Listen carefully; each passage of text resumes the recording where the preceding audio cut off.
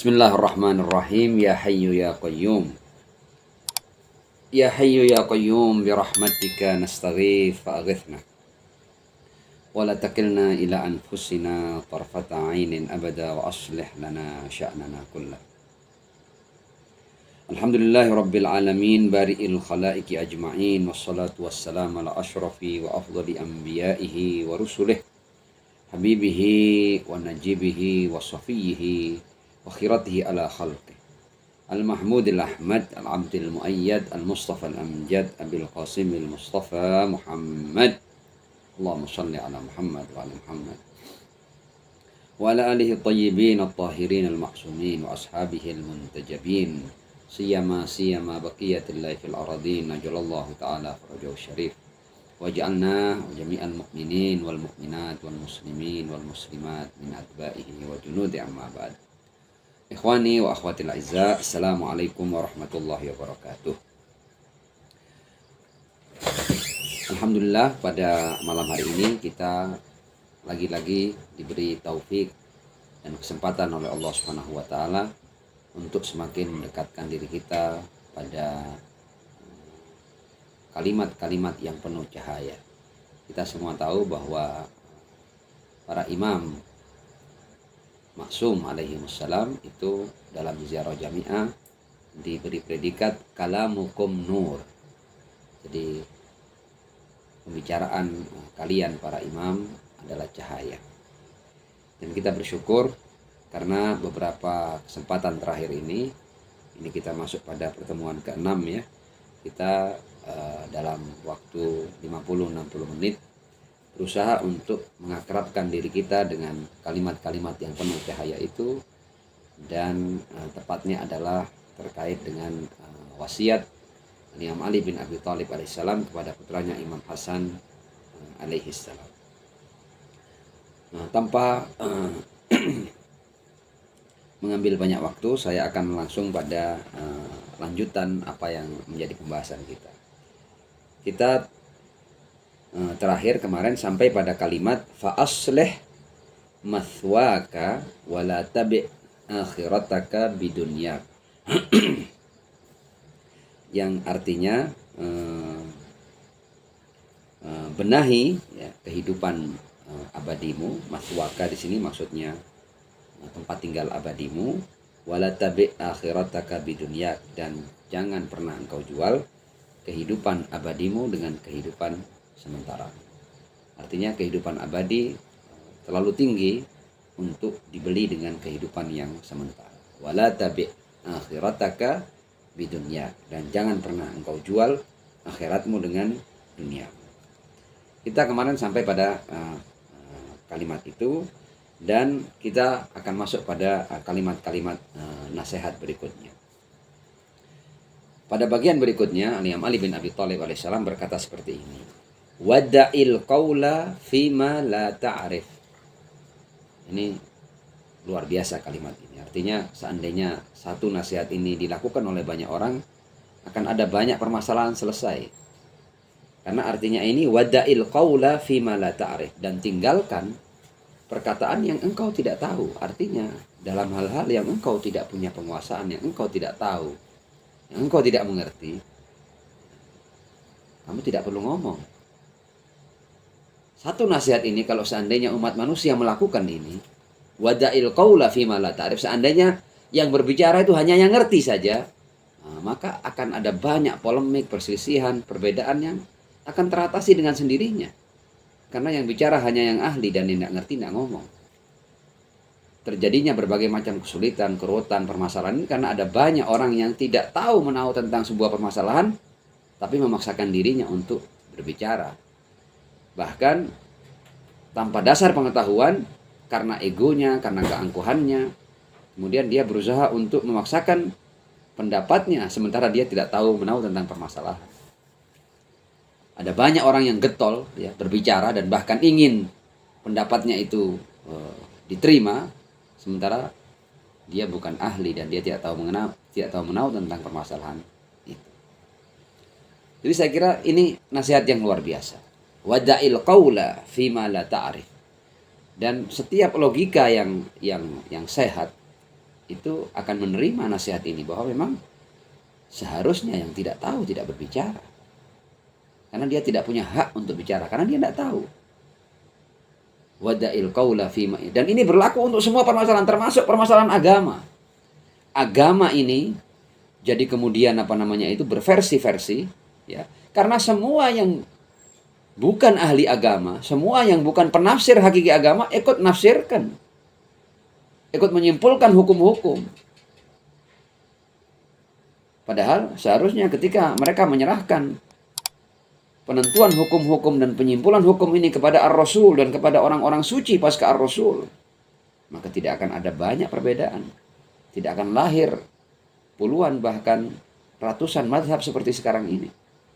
Munculnya banyak mazhab dan versi dalam agama itu karena yang bukan ahli berbicara, yang tidak diberi hak untuk memberikan penafsiran berbicara. Wada'il qaula fima la ta'rif.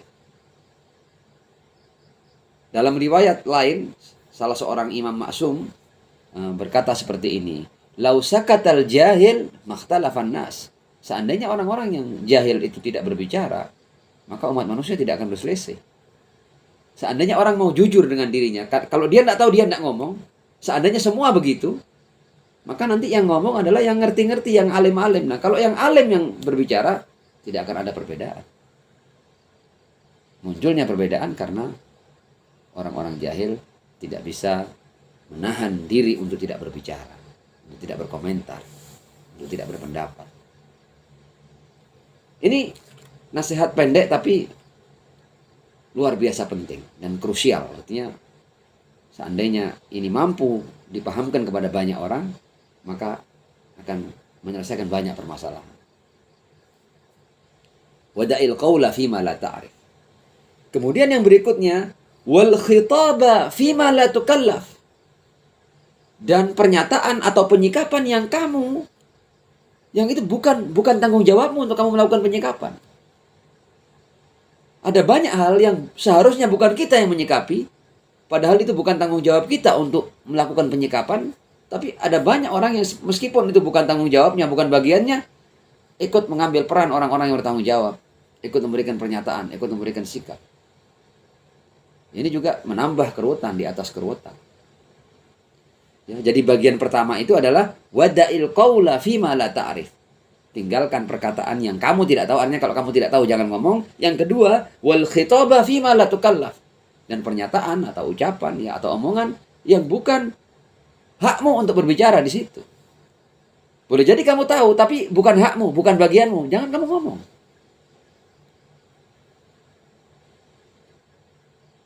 Dan dua bagian dari nasihat ini semuanya kalau seandainya dilakukan akan menjadi solusi bagi banyak permasalahan. Al-Quran sendiri juga ada larangan ya. Kita baca di surat Al-Isra ayat 36 yang mau mencatat ya. Wala takfu ma laisa laka bihi ilm. Dan janganlah kamu mengambil sebuah kesimpulan atau penyikapan pada hal-hal yang kamu tidak punya ilmunya. Kenapa kok tidak boleh ya Allah? Diberikan alasannya. Innas sam'a wal basara wal fu'ada kullu ulaika kana anhu mas'ula. Karena pendengaran, penglihatan, dan akal semuanya akan dimintai pertanggungjawaban. Artinya ini juga bisa bermakna kebalikannya. Yang kamu tidak tahu, kamu jangan ngomong. Tapi yang kamu tahu, ada kebenaran di situ, harus ngomong. Ya. Berdiam atas kebenaran, ini juga akan dimintai pertanggungjawaban. Sebagaimana ngomong asal, ngomong tanpa ilmu, itu akan dimintai pertanggungjawaban. Tapi ketika memang diharuskan seseorang yang tahu untuk berbicara, agar kebenaran itu tampak, agar kebenaran itu jelas. Nah kalau orang-orang ini mengambil sikap diam, dia juga akan bertanggung jawab. Jadi yang tidak tahu memang seharusnya tidak ngomong, tapi yang tahu seharusnya ngomong. Ketika memang ucapannya, keterangannya dibutuhkan untuk tersingkapnya kebenaran atau untuk tersebarnya kebenaran. Jadi saya baca ayatnya ya, wala takfu ma laisa laka bihi ilm. Dan kamu jangan mengambil penyikapan atas sesuatu yang kamu tidak punya ilmunya. Kenapa? Inna sam'a, karena pendengaran, wal basara, dan penglihatan, wal fuad, dan akal pikiran, kullu ulaika kana anhu mas'ula, semuanya akan dimintai tanggung jawab. Nah, ini adalah sedikit lanjutan daripada nasihat Imam Ali ibn Abi Thalib alaihissalam kepada Imam Hasan. Kemudian kita akan lanjut pada bagian berikutnya, karena dua bagian tadi tidak perlu terlalu kita jelaskan terlalu dalam karena sedemikian jelasnya permasalahan itu. Cuma perlu beberapa kalimat tadi itu ditulis ya, entah sebagai meme atau sebagai apa ya, dengan Imam Ali berkata atau nasihat Imam Ali. Dua hal itu penting untuk ditulis sehingga akan menyadarkan banyak orang. Kita akan lanjut. Beliau melanjutkan, wa amsik an tariqin idza khifta dhalalatah. Yang artinya, dan berhentilah untuk meniti sebuah jalan kalau kamu khawatir tersesat di jalan itu. Artinya jalan ini kamu belum tahu. Ya, ini bahasa kiasan tentunya ya. Artinya kamu jangan arungi hal-hal yang kamu tidak tahu di depannya itu apa. Kalau kamu tidak tahu atau kamu khawatir akan ada bahaya, kamu khawatir untuk tersesat, ya berhenti. Jangan kamu teruskan. Kamu cari dulu pengetahuan, kamu cari dulu informasi tentang apa yang ada di hadapan. Bila perlu cari pemandu. Jadi jangan pernah mengambil langkah-langkah yang sifatnya spekulatif dalam kehidupan ini. Apalagi kalau spekulasi itu kemudian taruhannya sesuatu yang sangat berbahaya, yang bisa saja merugikan. Nasihatnya Malik kepada Imam Hasan, wa amsik an tariqin idza khifta dhalalatah. Ya, dan berhentilah untuk meniti sebuah jalan kalau kamu takut untuk tersesat ketika menjalani jalan itu. Ini menunjukkan bahwa kita tidak tahu di hadapan itu apa. Artinya jangan asal jalan, jangan asal menerobos, jangan asal menerjang. Kemudian yang mana memberikan alasannya, fa innal kaffa inda hayratid dalal khairun min rukubil ahwal. Karena kamu berhenti ya ketika kamu tidak tahu, ya ketika katakanlah orang yang contoh mamanya orang yang sedang naik gunung, kalau dia tersesat ya dia harus berhenti. Jangan kemudian tersesat kemudian dia coba semua jalan, jangan. Begitu tidak punya kepastian dia harus berhenti. Dan dia harus berpikir sedemikian rupa dengan penuh ketenangan. Sampai ketika akhirnya dia melangkahkan kaki. Dia melangkahkan kaki dengan pemikiran yang sudah matang. Jadi bukan karena tergopoh-gopoh. Kemudian dia langsung mengambil jalan. Nah itu biasanya dia akan semakin tersesat. Ya, Malik kemudian berkata. Karena berdiam atau berhenti saat terjadinya kebingungan. Itu lebih baik. Daripada kamu harus mengarungi berbagai macam tantangan yang kamu tidak tahu yang ada di hadapanmu. Fa innal kaffa inda hayratid dalal khairun min rukubil ahwal. Karena berhenti saat bingung itu jauh lebih baik daripada kamu harus mengarungi berbagai macam tantangan dan rintangan yang boleh jadi di luar kemampuan. Dan kamu tidak siap untuk mengarungi semua itu. Nah, saya kira bagian ini juga cukup jelas. Tidak perlu kita lakukan pendalamannya. Selanjutnya. Ini menarik juga ini. Wa'mur bil ma'ruf takun min ahli. Dan senantiasalah engkau menyebarkan, mengajak sesuatu yang ma'ruf. Kenapa kok diperintah begitu? Takun min ahli. Nanti kalau kamu sering berbicara kebaikan, kamu sering mengajak kebaikan, nanti ucapanmu itu akan mengikat dirimu. Kamu nanti akan malu sendiri untuk tidak berbuat baik. Sebagian orang kan mengatakan bahwa kalau kamu belum baik, kamu jangan coba-coba ajak orang untuk berbuat baik, perbaiki dulu dirimu. Itu benar. Ya, itu benar adanya. Tapi ini bukan berarti kemudian orang tidak boleh mengajak kepada kebaikan. Tidak. Kita harus selalu mengajak pada kebaikan. Kebaikan yang harus terus kita bicarakan. Dan dengan itu nanti kita akan terikat dengan ucapan kita. Kita akan punya beban dengan ucapan kita. Bayangkan yang wali mengatakan di sini, wa'mur bil ma'ruf takun min ahli. Perintahkan yang ma'ruf, nanti kamu akan menjadi ahli ma'ruf. Jadi kalau kita biasakan lisan ini berbicara kebaikan, nanti itu menjadi sebuah kekuatan. Sehingga kita sendiri tidak berani untuk melanggar apa yang sudah sering kita ucapkan. Ya kan? Itu kan menjadi beban psikologis tersendiri kalau kita mengatakan orang, kamu jangan suka berdosa, kamu jangan suka berdusta. Seandainya begitu ya, contoh yang paling sederhana. Tapi kemudian kita berdusta, betapa besar beban kita ketika kita yang senantiasa berkata jangan berbohong, jangan berdusta, kemudian kita ditemukan orang berdusta. Jadi sebarkan yang ma'ruf, ajak yang ma'ruf, bicarakan yang ma'ruf. Kamu sering berbicara yang baik-baik. Karena itu sendiri akan menjadi kekuatan yang akan menarikmu untuk menjadi ahli ma'ruf. Wa'mur bil ma'ruf takun min ahli. Dan perintahkanlah yang ma'ruf, nanti kamu akan menjadi ahlinya. Selanjutnya, wa angkiril munkar biyadika wa lisanik. Dan kamu harus mengambil penyikapan terhadap kemungkaran. Jadi penyikapan ini adalah kalau ada orang mau berbuat kemungkaran, bila perlu dengan tangan kita cegah dia, kita dekap dia. Jangan lakukan ini. Sampai digambarkan wa angkiril munkar biyadik. Ya, ini biyadik ini bukan berarti kita menghantam kemungkaran. Ini biasanya diterjemahkan dengan menghantam. Enggak, tahan orang untuk berbuat mungkar. Contoh pokoknya ada orang niat untuk melukai orang lain atau untuk membunuh orang lain, bila perlu kita dekap dia, jangan sampai dia melakukan kemungkaran. Menahan agar orang tidak melakukan kemungkaran. Sementara sebagaimana mengartikan bahwa melawan kemungkaran itu dengan kita menghancurkan kemungkaran, bukan begitu. Mencegah itu agar dia tidak berbuat kemungkaran, bukan kita menghancurkan pelakunya.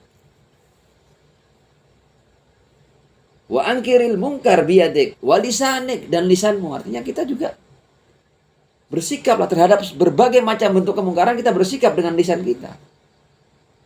Yang menunjukkan bahwa kita menolak kemungkaran, kita tidak setuju dengan kemungkaran, kita tidak mendukung kemungkaran. Wa angkiril munkar biyadika wa lisanik. Nah, tentang kemungkaran ini kita akan dalami lewat beberapa riwayat. Karena masalah amar ma'ruf nahi munkar ini adalah masalah yang fundamental. Kita lagi-lagi kita masih dalam suasana arba'in ya. Imam Husain itu yang menjadi alasan dia mengorbankan semua yang dia miliki adalah urusan ma'ruf dan munkar. Uridu an amura bil ma'ruf wa anha anil munkar. Ya, bahkan ketika di pusara Ar-Rasul dia juga mengatakan hal yang sama. Bahwa Allah tahu anni uhibbul ma'ruf wa akrahul munkar. Wa annaka ta'lamu anni uhibbul ma'ruf wa akrahul munkar. Jadi alasan kebangkitan, alasan perlawanan, ya, alasan perjuangan adalah ma'ruf dan munkar. Nah ini izinkan saya untuk sedikit mendalami dengan berbagai macam riwayat yang datang dari Ahlul Bait alaihimussalam. Nah, urusan amar ma'ruf nahi munkar ini kalau sampai ini ditinggalkan, diabaikan oleh umat Islam, maka ada beberapa konsekuensi yang akan diterima oleh umat Islam. Dan bahkan urusan diabaikannya amar ma'ruf nahi munkar ini, itu adalah bagaimana umat Muhammad berakhir sampai pada titik di mana mereka tidak artinya pada titik di mana mereka akhirnya terkotori tangan mereka dengan membantai cucu Ar-Rasul Shallallahu Alaihi Wasallam. Itu karena sudah hilangnya ma'ruf. Dan sedemikian dominannya kemungkaran. Artinya urusan ma'ruf dan mungkar ini kalau kita main-main dengan ini, nanti akan tercipta sebuah kemungkaran yang kita semua akan merasakan resikonya. Dan kita tidak berdaya untuk keluar dari suasana itu. Kalau kita mengambil enteng urusan amar ma'ruf nahi munkar, dan amar ma'ruf nahi munkar itu kita mulai dari diri kita dan setidaknya dari keluarga kita. Dari kita harus selalu keluar yang ma'ruf. Terhambat semua kemungkaran dalam keluarga kita semaksimal mungkin. Kita berusaha agar keluarga kita ini hanya menebar yang ma'ruf dan mampu menghindarkan diri dari kemungkaran. Dan itu sudah sumbangsi besar kepada masyarakat. Kalau seandainya kita mampu menjadikan diri kita dan keluarga kita adalah pribadi-pribadi yang melakukan yang ma'ruf dan jauh dari mereka kemungkaran. Itu sudah sumbangsi yang besar bagi masyarakat.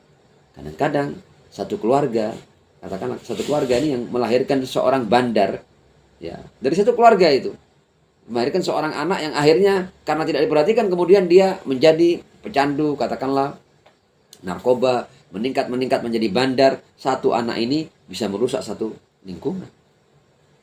Bahayanya amar ma'ruf, nah, diabaikannya amar ma'ruf nahi munkar.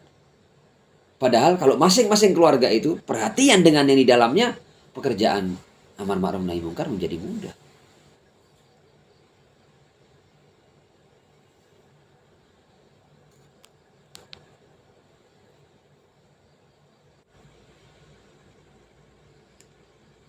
Nah, sekarang kita akan melihat dalam riwayat-riwayat kita tentang masalah amar ma'ruf nahi munkar ini.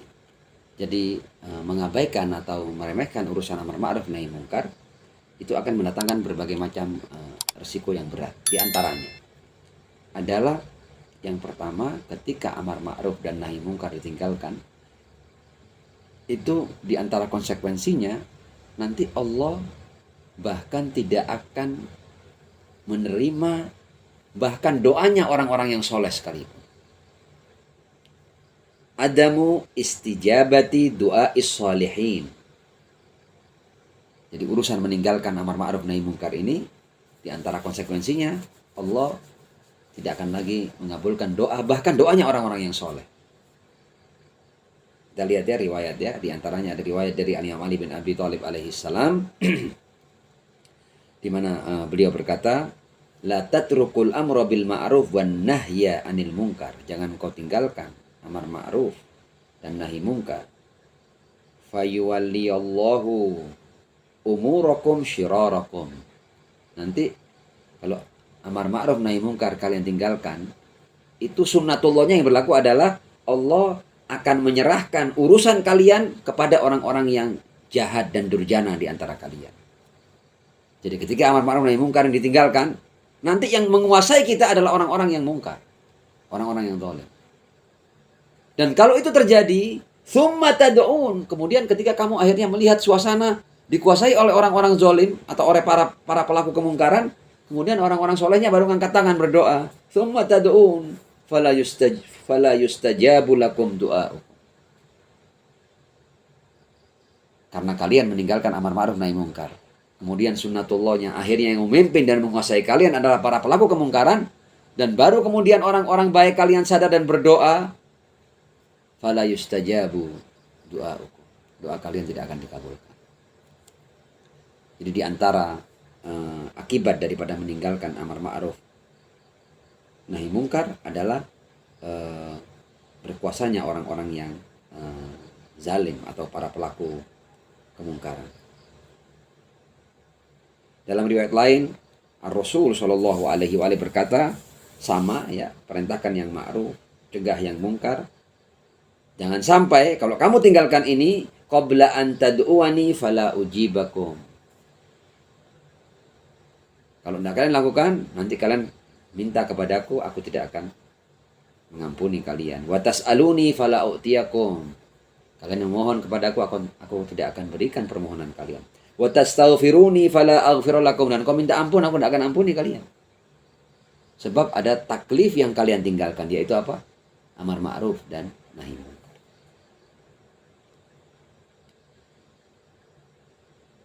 Yang kedua, efek daripada meninggalkan amar ma'ruf nahi munkar ini adalah tersebarnya keburukan-keburukan akhlak atau perangai-perangai yang menyimpang, etika-etika yang merusak masyarakat. Dengan ditinggalkannya amar ma'ruf nahi munkar, maka nanti akan merebak itu kemerosotan moral atau dekadensi moral. Dan terbaliknya nilai-nilai, artinya nanti bisa saja yang baik itu dianggap munkar dan yang buruk dianggap ma'ruf. Bisa berubah nilai, bisa berbalik tatanan nilai, bisa terbalik tatanan nilai. Wa na'udzubillahi min dzalik. Nah, Ar-Rasul terkait dengan akibat yang kedua ini pernah berucap seperti ini. Kaifa bikum idza fasadat nisa'ukum? Bagaimana kamu kalau seandainya para wanita kalian adalah para wanita yang sudah rusak pelakunya? Sudah sedemikian bebas gaya hidupnya, liar gaya hidupnya. Betapa itu akan menjadi bencana bagi masyarakat kalian. Ya, para wanita yang tidak terkendali, yang liar di tengah-tengah masyarakat akan merusak kehidupan. Dan bagaimana kita melihat sekarang ini, ya, betapa wanita pesonanya, ya, itu mampu merusak tatanan kehidupan di dalam masyarakat. Dan kalau sudah wanitanya seperti itu, wa fasaqa syababukum, ya, para pemuda kalian seiring dengan rusaknya wanita, para pemuda kalian juga akan menjadi pelaku kefasikan. Jadi ini seirama itu. Kalau wanita pemudinya seperti itu, pemudanya juga akan seperti itu. Dan itu semua adalah karena kalian tidak sejak awal memerintahkan yang ma'ruf dan mencegah yang mungkar. Kalian biarkan ini terjadi sampai akhirnya terlambat untuk dibenahi. Nah, ketika Rasul menceritakan ini, kaifa bikum? Bagaimana dengan kalian kalau seandainya nanti para pemudi kalian itu rusak, para pemuda kalian akan menjadi fasik? Orang-orang bertanya, apakah itu akan terjadi ya Rasulullah? Wa yakunu dzalik ya Rasulullah? Rasul kemudian berkata, na'am, wa syarrun min dzalik, bahkan lebih buruk daripada itu. Pada bagian ini Rasul berkata, kaifa bikum? Bagaimana dengan kalian? Idza amartum bil munkar. Jika akhirnya kalian balik, kalian justru memerintahkan yang mungkar, wa nahaitum anil ma'ruf, dan mencegah yang ma'ruf. Fakila ya Rasulullah, bertanya lagi mereka, apakah yang seperti itu akan terjadi? Wa syarrun min dzalik, yang lebih buruk dari itu akan terjadi. Apa kata Rasul? Kaifa bikum idza ra'aitumul ma'ruf munkaran wal munkar ma'rufan? Bagaimana kalau kamu sendiri, kamu sudah salah memahami, kamu memahami yang ma'ruf sebagai yang mungkar dan yang mungkar sebagai yang ma'ruf. Bahkan kamu tidak sadar kalau kamu sedang memerintahkan yang mungkar dan mencegah yang ma'ruf. Nah, jadi nilai itu bisa berbalik. Saya ambil contoh sekarang ini. Akhirnya sekarang ini, sebagai contoh, urusan hijabnya para wanita. Karena ini dibiarkan dan akhirnya kemudian dibungkus dengan kebebasan lah, jangan sampai ada penindasan lah, kemudian nanti hak-hak para wanita lah dan lain sebagainya. Ini kan dengan alasan keindahan jadi kalau orang memakai pakaian-pakaian yang sangat telanjang, dibilang ini adalah sesuatu yang bersifat artistik lah, macam-macam lah, lifestyle lah dan lain sebagainya. Akhirnya kita pelan-pelan juga, iya ya, kan bebas kan. Manusia itu jangan sampai pakai hijabnya itu karena terpaksa. Akhirnya kita pelan-pelan kita juga mendukung kebebasan itu. Tidak sadar kita akhirnya melihat yang ma'ruf mungkar. Kalau ada orang yang berusaha untuk mengarahkan pada pakaian yang tertutup, ini kita anggap itu ini kolot, ini mulai mau memaksakan prinsip-prinsip agama dan lain sebagainya. Dan kalau kita melihat orang yang bebas, kita akhirnya semakin menerima, tidak apa-apa. Contoh kecil. Memang ini bukan berarti kemudian kita paksakan hijab, bukan. Tapi jangan sampai kita melampaui batas dalam urusan kebebasan. Setidaknya di lingkungan kita, di keluarga kita, cara pandang kita, prinsip-prinsip yang benar itu harus disampaikan dan harus ditegakkan. Tentu ini bukan berarti ditegakkan dengan cara yang tidak sesuai dengan al-hikmah wal mau'izatil hasanah. Tetap prinsip-prinsip agama itu harus ditegakkan dengan cara-cara yang penuh kebijaksanaan dan dengan nasihat-nasihat yang baik. Artinya kita tetap tidak punya alasan untuk terus menyampaikan yang ma'ruf dan mencegah yang mungkar, tentu dengan cara yang paling bijaksana. Jadi yang kedua tadi itu, kalau orang mengabaikan urusan amar ma'ruf nahi mungkar, kalau masyarakat mengabaikan urusan amar ma'ruf nahi mungkar, adalah dengan cepat akan suasana dekadensi moral akan menguasai sebuah masyarakat. Intisyarul mafasid al-akhlaqiyah. Yang ketiga adalah hilangnya kesucian dari umat. Salbul qudsiyah minal ummah. Jadi umat ini kehilangan sakralitasnya.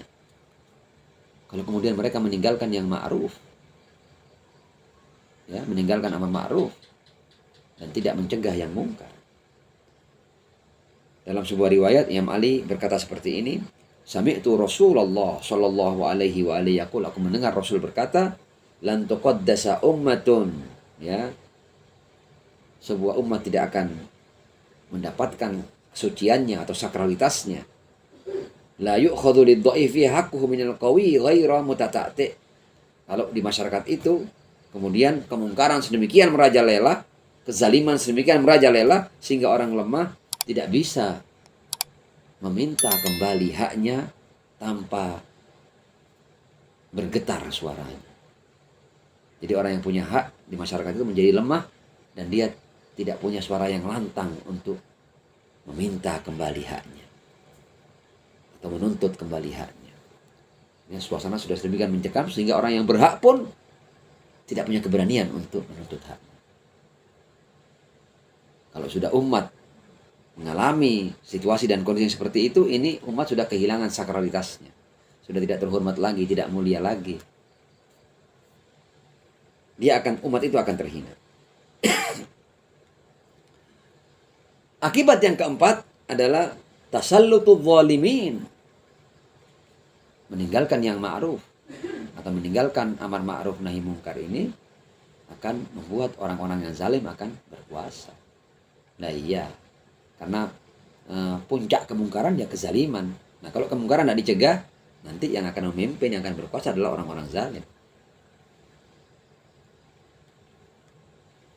Nah, dalam sebuah riwayat dikatakan, sami'tu Abul Hasan yaqul, aku mendengar Imam Ali bin Abi Thalib alaihissalam berkata, la ta'murunna bil ma'ruf wa la tanhunna 'anil munkar au la yasta'milunna 'alaikum au la yasta'milanna 'alaikum syirarukum fayad'u wa khiyarukum fala yustajabu lahum.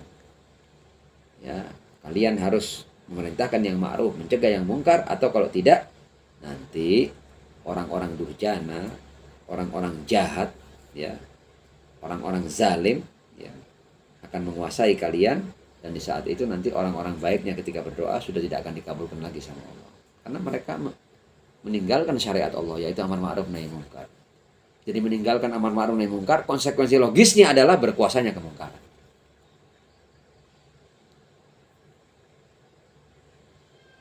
Nah,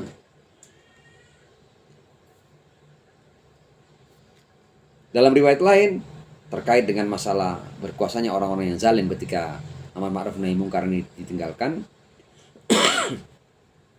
Rasul Shallallahu Alaihi Wasallam berkata, sama dengan yang mari tadi itu, la ta'murunna bil ma'ruf wa la tanhunna 'anil munkar. Ya, kalian harus memerintahkan yang ma'ruf, mencegah yang mungkar, atau au la yusallitanallahu 'alaikum sultanan zaliman, atau Allah nanti akan menguasakan kepada kalian pemimpin yang zalim. La yujallu kabirukum wa la yajullu kabirakum wa la yarhamu shigharakum. Pemimpin yang tidak akan menghargai orang-orang tua dari kalian dan tidak akan mengasihi yang kecil dari kalian. Ini adalah akibat yang keempat. Akibat yang kelima,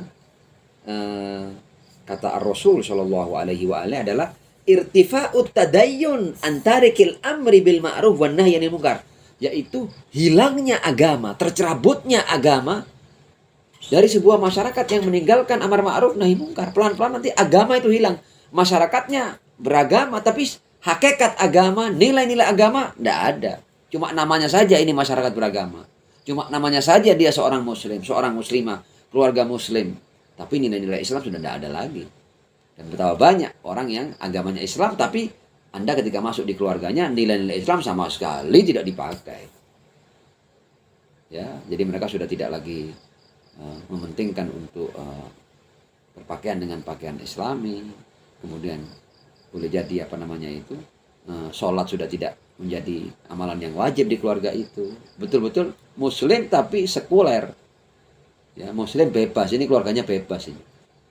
Oh ini apalagi, dan kita sudah kadang pakai istilah keluarga modern, maksudnya maju. Jadi maju itu dalam akhirnya kemajuan itu ketika orang meninggalkan agama dianggap maju. Nah, padahal itu mundur ke era jahiliyah itu. Bukan kemodernan tapi kemunduran itu. Nah, di antara efek meninggalkan amar ma'ruf nahi munkar adalah tercerabutnya agama dari seorang individu dan sebuah keluarga, dan pada puncaknya nanti masyarakat. Dalam sebuah riwayat disebutkan seperti ini, riwayat dari Ar-Rasul sallallahu alaihi wa alihi, la dina liman la yadinullah bil amri bil ma'ruf wan nahyi 'anil munkar. Tidak ada agama bagi orang yang tidak beragama kepada Allah dengan amar ma'ruf dan nahi munkar. Jadi bahkan amar ma'ruf nahi munkar itu adalah laku beragama seseorang. Laku beragama seorang adalah dengan amar ma'ruf dan nahi munkar. Dan karena agama itu adalah urusannya adalah tegaknya kema'rufan dan tercerabutnya kemungkaran, itu agama. Nah, kalau itu tidak ada berarti sama dengan tidak beragama. Itu adalah akibat yang kelima. Akibat yang keenam adalah turunnya azab ilahi. Turunnya azab ilahi. Ini juga luar biasa ya. Dalam sebuah riwayat Ar-Rasul sallallahu alaihi wasallam berkata, "Idza tarakat ummati al-amra bil ma'ruf wan nahya 'anil munkar fal yu'dzan bi wiqa'in min Allah jalla ismuh." Kalau umatku sudah meninggalkan urusan amar ma'ruf nahi munkar, maka siap-siap akan datangnya sebuah hukuman dan azab dari Allah Subhanahu wa taala. Ada riwayat terakhir ini dari Imam Ali bin Abi Thalib alaihissalam. Beliau berkata, fa innallaha subhanahu, Allah lam yal'anil qarnal madi, Allah tidak mengutuk ya generasi yang lalu, yang sebelum generasi Ar-Rasul sallallahu alaihi wa alihi, baina aidikum, ya di antara kalian, illa, maksudnya generasi sebelum Imam Ali maksudnya ya, al-qarnal madi ya, illa litarkihim al-amra bil ma'ruf wan nahyi 'anil munkar. Ya, Allah tidak mengutuk generasi yang lalu itu kecuali karena mereka meninggalkan amar ma'ruf dan nahi munkar. Fala'anallahu sufaha'a lirukubil ma'asi. Allah mengutuk orang-orang yang bodoh karena mereka berbuat maksiat. Wal hulama litarkin tanahi. Jadi orang-orang bodohnya Allah kutuk karena mereka melakukan maksiat. Sementara orang-orang alimnya ya dikutuk oleh Allah ya karena mereka meninggalkan dakwah dalam rangka mencegah kemungkaran. Jadi orang-orang bodohnya melakukan kemungkaran, orang-orang baiknya tidak mencegah kemungkaran. Ini mendapat laknat. Laknat itu akan berakibat pada azab dari Allah Subhanahu wa taala. Nah, sebelum kita lanjut, saya akan kaitkan hal ini dengan apa yang sekarang kita alami. Jadi sekarang azabnya umat ini adalah ketika umat manusia itu dari waktu ke waktu mereka tidak tunduk dan patuh pada insan-insan ilahi ya, yang tersimpul pada para nabi, para rasul, para imam suci ya. Jadi kalau kita lihat sejarah para nabi itu semuanya mereka itu hanya punya pengikut yang minoritas. Adam sedikit yang ikut, Nuh cuma 80 orang setelah 9,5 abad berdakwah. Ibrahim sampai dilempar di api unggun. Musa terpaksa memakai tongkat untuk belah lautan karena jumlah yang ikut dengan dia sedikit dan dikejar oleh bala tentara Firaun. Ya, Isa disalibkan. Ar-Rasul sallallahu alaihi wa alihi juga begitu. Begitu beliau meninggal, bahkan sebelum meninggal, bahkan untuk menuliskan wasiat saja tidak diizinkan. Sudah tidak dipakai lagi Rasulullah. Hasbuna kitabullah, cukup bagi kami Al-Quran.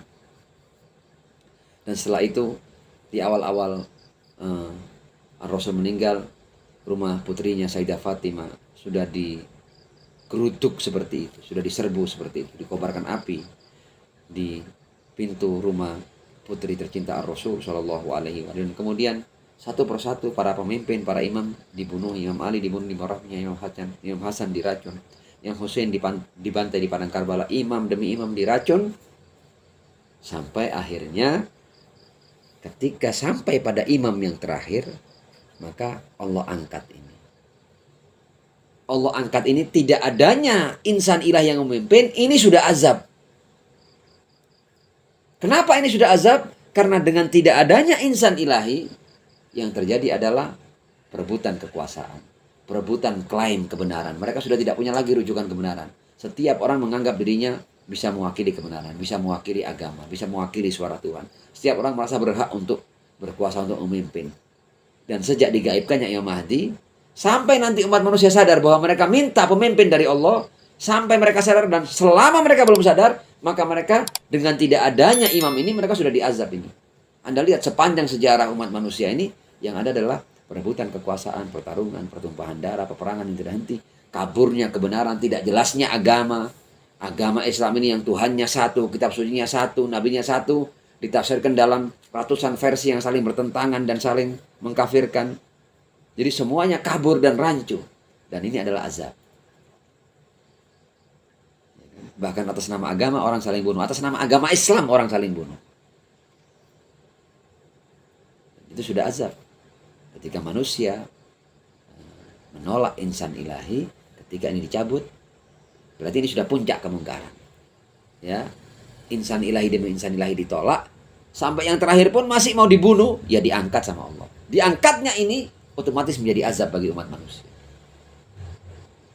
Kapan azab ini berhenti? Innallaha la yughayyiru ma biqaumin hatta yughayyiru ma bi anfusihim.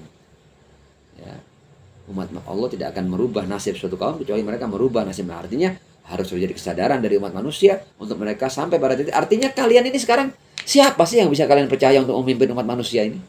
Selain orang yang ditunjuk oleh Tuhan, adakah orang yang bisa kalian sepakati seluruh dunia untuk memimpin umat manusia? Ada? Tidak ada.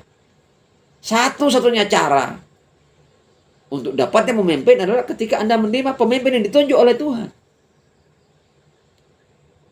Karena kalau tidak ada ini, ya selamanya kalian seperti ini. Selamanya kalian akan berebut, akan berkonflik seperti ini. Akan berperang seperti ini. Selamanya begitu. Jadi kapan munculnya Al-Mahdi? Ketika muncul atau tumbuh ya kesadaran yang bersifat universal, yang memang mereka semua akhirnya menanti pemimpin yang dari Allah Subhanahu wa taala. Karena itu kalau kita lihat semua agama itu menariknya, mereka semuanya punya konsep dan prinsip pemimpin akhir zaman. Dan ini yang harus didengungkan oleh masing-masing agama. Termasuk kita muslimin, kita harus sering membahas tentang Mahdawiyah. Dalil-dalilnya harus kita buka sehingga semua orang itu mengarah untuk menanti datangnya sang pemimpin yang dari Allah Subhanahu wa taala. Karena kalau enggak, ya selamanya kita akan begini. Dan kenapa ini dicabut? Ya karena tadi itu. Karena orang mengabaikan amar ma'ruf nahi mungkar.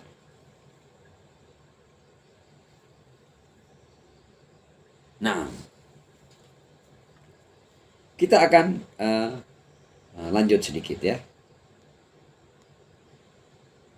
Jadi kita telah sampai pada poin tadi itu bahwa Imam Ali bin Abi Thalib alaihissalam melanjutkan nasihatnya kepada wasiatnya kepada Al-Imam Hasan alaihissalam dengan ucapan wa'mur bil ma'ruf takun min ahli, dan perintahkan yang ma'ruf, nah, kamu nanti akan menjadi ahlinya.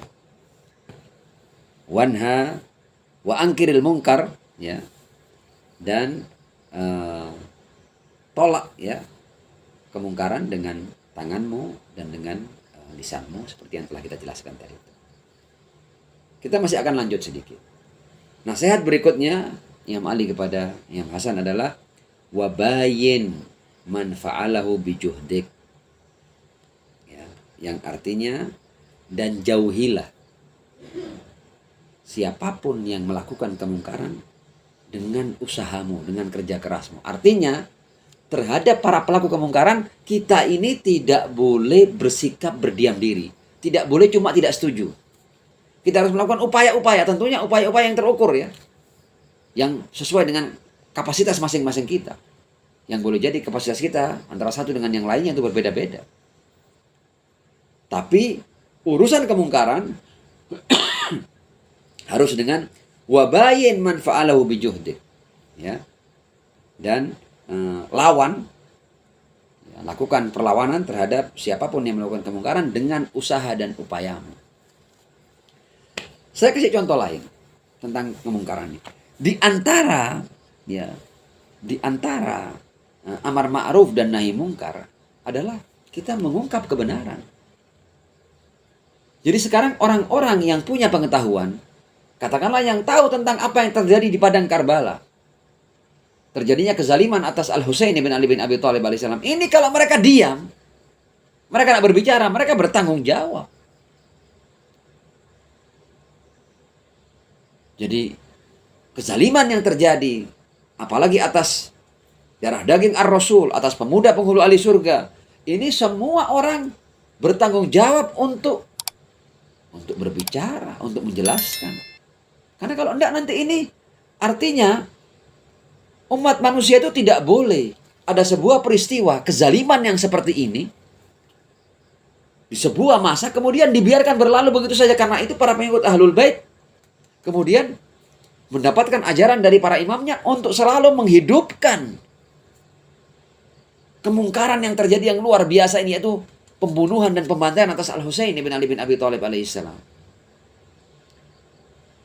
Ini para imam telah bekerja sehingga sudah menjadi sebuah sistem yang sedemikian kuat sehingga para penguasa zalim tidak berdaya untuk menghentikan tersebarnya kebenaran yang terjadi di padang Karbala. Artinya kebenaran perjuangan Al-Husain dan kezaliman yang terjadi atas Al-Husain ini selalu hidup dari waktu ke waktu. Ya. Dan upaya itu sekarang ini sampai pada titik seperti Arba'in seperti ini. Di mana pada 10 Muharram 61 Hijriah yang bersama Al-Husain hanya 72 orang, yang sekarang hanya untuk mengucapkan salam pada pusara Al-Husain, mereka mau berjalan kaki 100 km, 500 km, 1000 km, bahkan ribuan kilometer. Kesetiaan mereka tunjukkan dengan berjalan kaki, mengarungi perjalanan yang panjang. Dan jumlahnya sudah jutaan. Ini juga upaya mengungkap kebenaran. Mengungkap kebenaran bagian daripada amar ma'ruf. Berdiam atas kebenaran termasuk kemungkaran. Wabayin manfaat. Apalagi kalau sampai ada orang-orang yang berusaha untuk mengaburkan perjuangan Al-Husain. Harus ada yang melawan. Apalagi yang alim-alim yang punya pengetahuan. Tidak peduli madhabnya apa. Bukan hanya orang Syiah yang bertanggung jawab. Bukan hanya pengikut Ahlul Bait yang bertanggung jawab. Para ulama Ahlus Sunnah juga bertanggung jawab. Untuk melawan mereka yang hendak mengaburkan perjuangan suci Al-Husain ibn Ali bin Abi Thalib alaihissalam. Karena tidak melawan ini adalah membiarkan kemungkaran terjadi. Jadi terungkapnya kebenaran adalah amar ma'ruf. Ya. Terselewengkannya kebenaran atau dikaburkannya kebenaran bagian daripada melakukan kemungkaran. Wabayin man fa'alahu bijuhdik. Nasihat berikutnya, wajahid fillahi haqqa jihadih. Dan berjuanglah di jalan Allah. Berjuang ini berjuang loh ya. Berjuang secara umum. Baik dalam tataran individu maupun yang lebih tinggi daripada itu. Wajahid fillahi haqqa jihadih. Dan berjuanglah. Artinya ketika kamu menuju Allah ini sungguh-sungguh. Jangan asal kamu berjalan menuju Allah. Bersungguh-sungguh untuk meraih ridha Allah Subhanahu wa taala. Wajahid fillahi haqqa jihadih. Dengan sebenar-benar perjuangan. Jadi kita ini untuk meraih ridha Allah ini kita sungguh-sungguh enggak kita? Kayak kerja enggak kita ini? Kayak cari duit enggak kita ini? Kalau cari duit kan kita serius kan? Kita atur semuanya, rapi semuanya. Ya, meeting-meetingnya kita hadir tepat waktu, kita serius. Mengurus semua permasalahan dari A sampai Z kalau untuk urusan dunia. Ini untuk urusan kehidupan abadi yang namanya ridho Allah Subhanahu wa taala. Kita main-main. Kata itu Imam Ali berpesan kepada Al Hasan bin Ali bin Abi Thalib alaihissalam, wajahid fillahi haqqa jihade. Kamu harus bersungguh-sungguh dalam perjuanganmu menuju keridhaan Allah Subhanahu wa taala. Wala ta'khudhka fillahi laumatul laim. Dan ketika kamu meniti di jalan Allah, sudah jangan ada apapun yang bisa menghentikanmu. Cercaan para pencerca, jangan ada yang menghentikanmu. Kamu dihinakan, kamu dilecehkan, kamu dicibir, kamu dicaci, digembosi dan lain sebagainya, dilemahkan semangatmu, diancam.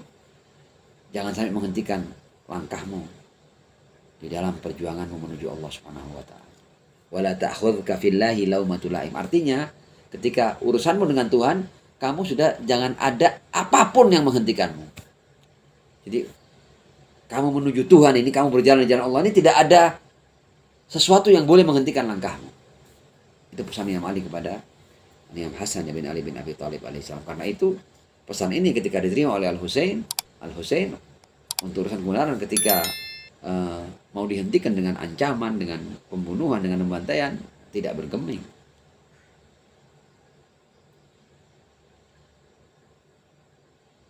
Karena sudah dapat pesan dari Imam Ali, wala ta'khudhka fillahi laumatul laim. Ketika kamu berjalan jalan Allah, jangan ada apapun yang kamu izinkan untuk menghentikan langkah.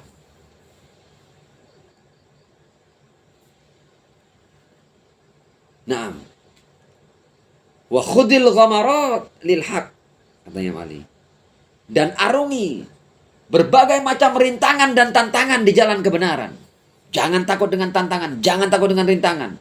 Jangan takut dengan berbagai macam hal yang menyulitkan, menyakitkan. Ketika kamu berjalan di jalan kebenaran. Wa khudil ghamarat. Arungi semua tantangan itu. Lawan, terjang. Wa khudil ghamarat lil haq haitsu kan, di mana kebenaran itu ada. Dalam perjalananmu meraih kebenaran, terjang, lawan. Ya. Lewati semua tantangan dan rintangan. Hadapi. Wa tafaqqah fid din. Di antara nasihat yang mari kepada Hasan, kamu juga harus punya pemahaman yang cukup tentang agamamu. Jadi agama ini harus kamu pahami. Wa tafaqqah fid din.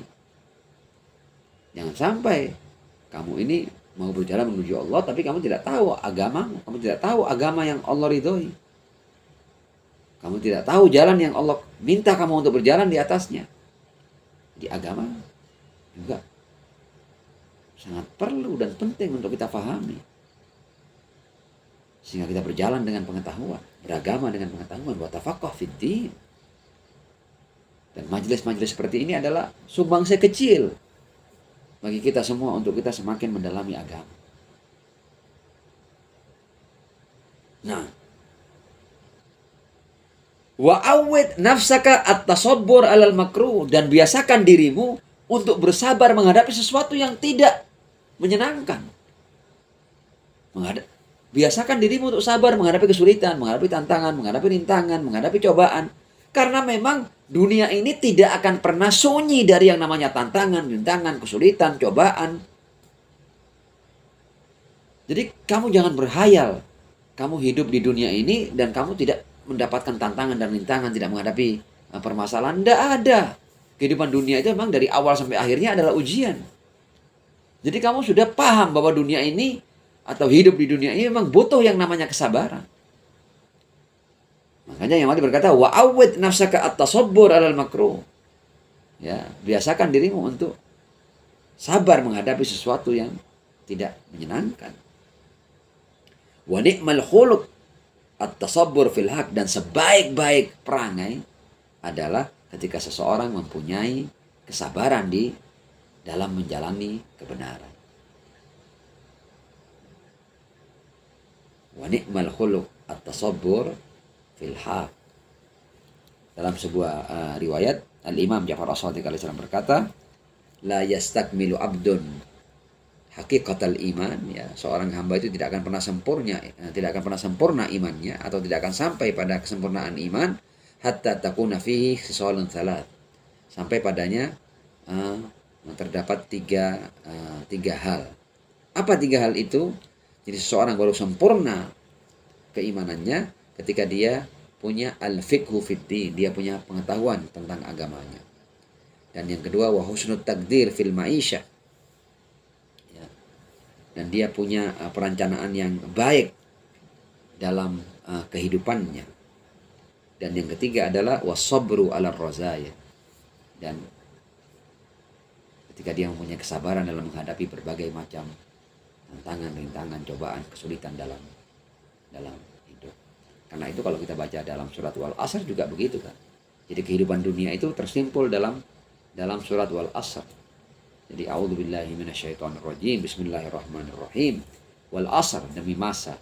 Innal insana lafi khusr. Kenapa dikatakan demi masa? Di antara salah satu tafsirnya yang mungkin dimaksud dengan Wal Asr adalah demi waktu, karena kamu di dunia ini kamu bertarung dengan waktu. Jadi kamu tidak punya waktu yang banyak. Kamu hanya punya waktu yang terbatas dan setiap saat bisa berakhir. Karenanya Allah bersumpah demi waktu. Wal asr, demi waktu. Innal insana lafi khusr. Semua manusia itu rugi. Semua manusia merugi. Siapa yang tidak merugi? Illal ladzina amanu. Masalah keimanan. Kemudian keimanan ini tidak bisa berdiri sendiri. Wa amilus sholihat. Harus ada senyawa antara iman dan amal soleh. Jadi omong kosong orang berkata beriman tapi kemudian perbuatannya tidak baik. Berarti dia tidak beriman. Orang yang benar-benar beriman pasti dia melahirkan amal soleh. Illal ladzina amanu wa amilus sholihat. Kemudian wa tawasau bil haq. Ya. Iman dan amal soleh ini dasarnya harus kebenaran. Kalau dasarnya bukan kebenaran, tidak ada artinya. Dasarnya kebatilan, tidak ada artinya. Kemudian wa tawasau bis sabr. Kalau kamu punya iman dan kamu berbuat baik, ya, dan kamu sudah bersandar pada kebenaran, maka kamu tinggal punya satu senjata, yaitu kesabaran. Karena kamu tidak bisa menjalani keimanan, perbuatan baik, dan kebenaran tanpa kamu punya kesabaran dalam menghadapi berbagai macam tantangan dan rintangan dalam kehidupan dunia ini. Nah, kalau 4 hal tadi ini kamu miliki, ya, iman, amal soleh, kebenaran, dan kesabaran, maka kamu akan keluar dari kerugian dalam kehidupan dunia. Kamu akan keluar dunia dengan keberuntungan dan dengan kemenangan. Nah, kalau saya lihat waktu, ya, kita ini sudah sekitar 50 sekian menit, ya, sudah hampir 1 jam, ya. Nah, kalau saya masuk ke materi berikutnya nanti pasti akan lebih dari 1 jam. Jadi kita akhiri pada bagian wa ni'mal khuluq at-tasabbur fil haq, dan sebaik-baik akhlak atau perangai, ya, atau sifat adalah di mana seorang punya kesabaran di dalam menjalani yang namanya kebenaran. Wa ni'mal khuluq at-tasabburu fil haq. Mudah-mudahan sedikit yang kita kaji, ya, tentang nasihat Al-Imam Ali bin Abi Thalib alaihissalam yang Hasan bisa memberikan manfaat, pencerahan, dan motivasi bagi kita semua untuk senantiasa berjalan di jalan kebenaran, insyaallah. Walafu minkum. Wassalamualaikum warahmatullahi wabarakatuh.